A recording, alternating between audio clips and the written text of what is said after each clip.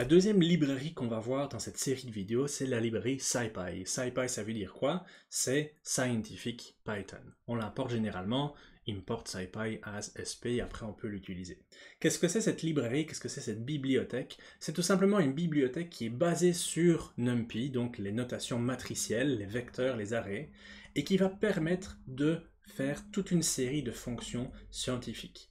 Donc, on a une gestion efficace des tableaux multidimensionnels avec NumPy, et tout simplement SciPy va implémenter toute une série de fonctionnalités qui sont intéressantes pour les mathématiques, pour les sciences en général. Notamment, on va avoir des librairies qui vont permettre de faire des intégrales, ou bien de faire de l'optimisation, ou même de l'interpolation sur des signaux ou sur des données multidimensionnelles.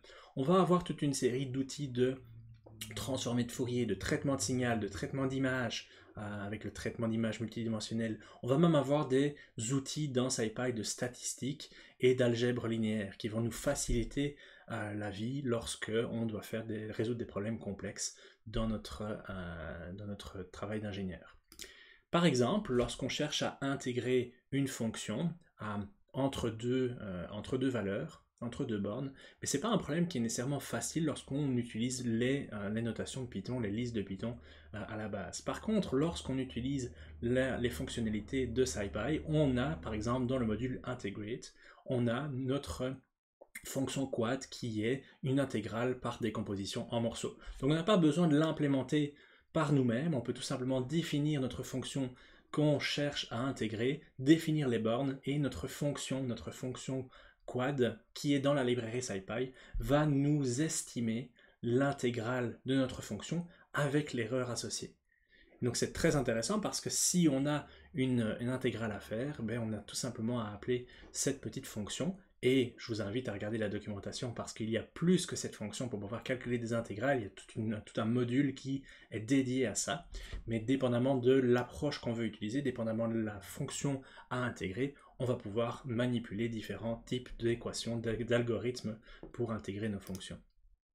Un autre exemple, c'est l'interpolation d'une fonction. Si on a par exemple ici une fonction sinusoïde ou cosinusoïde et qu'on cherche à interpoler les points, donc réduire le nombre de points qui vont représenter notre signal, on peut tout simplement utiliser les fonctions d'interpolation, c'est-à-dire plutôt que me donner une courbe exacte, je vais tout simplement rechercher les points qui sont égaux à ma fonction pour un certain nombre de points qui peuvent être par exemple configuré à 10. Si on cherche quelle est la valeur de la fonction à ces 10 positions, on peut le faire à partir directement de notre fonction, ou bien on peut tout simplement, si on ne connaît pas la fonction qui est derrière nos données, on peut tout simplement utiliser une fonction d'interpolation, ou dans ce cas-ci, on a toutes les valeurs de x qui représentent notre fonction, et on va aller interpoler les données à l'intérieur de cette fonction. Un autre exemple, c'est lorsqu'on veut par exemple appliquer la transformée de Fourier. SciPy nous fournit des exemples, des fonctions pour pouvoir calculer la transformée de Fourier. Je passe les détails, mais lorsqu'on se retrouve avec un signal comme celui-ci, qui est un signal sinusoïde, avec plusieurs sinusoïdes, et peut-être un petit peu de bruit, comme on le voit ici, mais tout simplement la librairie FFTPack avec les fonctions de FFT vont nous permettre de calculer la transformée de Fourier et de la représenter de façon appropriée pour voir quelles sont les fréquences principales qui se retrouvent dans notre signal et quantifier par exemple le niveau de bruit dans nos données. De nouveau, si on devait calculer cette fonctionnalité avec les librairies standards de Python, ça nous prendrait beaucoup de temps et ça nous prendrait beaucoup d'efforts pour le faire correctement. Là, les librairies scientifiques nous offrent des outils qui sont déjà implémentés, dont on est sûr qu'ils vont fonctionner sur nos données. Reste plus à savoir comment est-ce qu'on peut les utiliser correctement. Finalement, un autre exemple d'outils qui est particulièrement intéressant, c'est les outils d'optimisation, par exemple un algorithme de descente de gradient qui cherche à minimiser une certaine fonction, comme dans ce cas-ci on voit qu'on a une fonction qui est définie en mauve, on cherche à trouver le point minimal. À quel moment est-ce que c'est utilisé ce genre de fonction?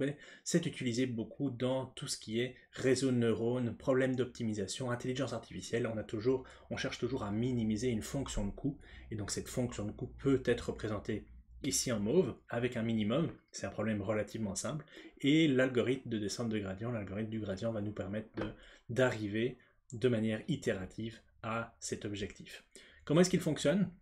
Ben, tout simplement, on part à une certaine position qu'on a choisie arbitrairement, qu'on va noter x0, et on va aller calculer la dérivée de la fonction f de x. Si on connaît cette dérivée, tant mieux, sinon on peut la calculer avec la position, des positions un petit peu à côté de notre x0. On assume qu'on peut évaluer la fonction de coût, évidemment. À partir du moment où on a cette dérivée, on a en fait le gradient de notre fonction de coût, et on va utiliser ce gradient pour avancer progressivement vers notre objectif.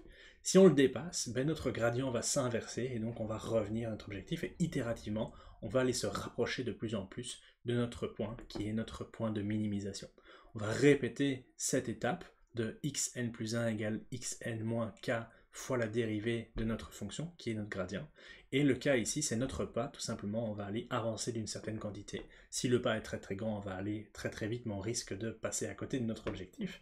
S'il est très très lent, ben on va juste mettre beaucoup d'itérations pour pouvoir arriver à notre objectif. C'est un cas extrêmement simple, évidemment. Il faut faire attention aux minimums locaux et à un pas qui pourrait être mal adapté. En Python pur, ça ressemble à quoi? Ben, ça ressemble à ça. On a une fonction de minimisation qui prend notre fonction à minimiser. On a notre point de départ et puis on a notre pas qui est défini à 0.01 par défaut et un certain nombre d'itérations qui par défaut est très très grand. Si on veut faire l'algorithme, tout simplement on va aller regarder, aller mettre à jour la valeur de x en fonction du gradient. Donc dans ce cas-ci, on va aller calculer le gradient de façon manuelle avec notre fonction f et on va aller mettre à jour la valeur de x en fonction de ce gradient. On va faire ça 5000 fois en fonction du nombre d'itérations et à la fin on va se retrouver avec notre valeur minimale si évidemment les paramètres sont bien adaptés. Utiliser cette méthode sur une fonction qui est relativement simple, ça peut arriver, on peut arriver à l'optimisation, à la vraie valeur de minimisation en 0.87 secondes et on va vous faire l'exemple dans le cours. Si on utilise la fonction minimize de SciPy, donc c'est une fonction qui est dédiée à la minimisation, on est capable de réduire ce temps d'un facteur au moins de 5, tout simplement parce que toutes les manipulations qui sont ici sont des manipulations qui ont besoin de faire certaines vérifications. L'implémentation des fonctions de minimisation d'objectifs dans les librairies scientifiques a été optimisée, sans mauvais jeu de mots, pour pouvoir fonctionner très rapidement. Et vous avez à votre disposition toute une série d'outils d'optimisation pour pouvoir s'adapter à toute situation, qu'il y ait des contraintes, qu'il y ait des tolérances, etc.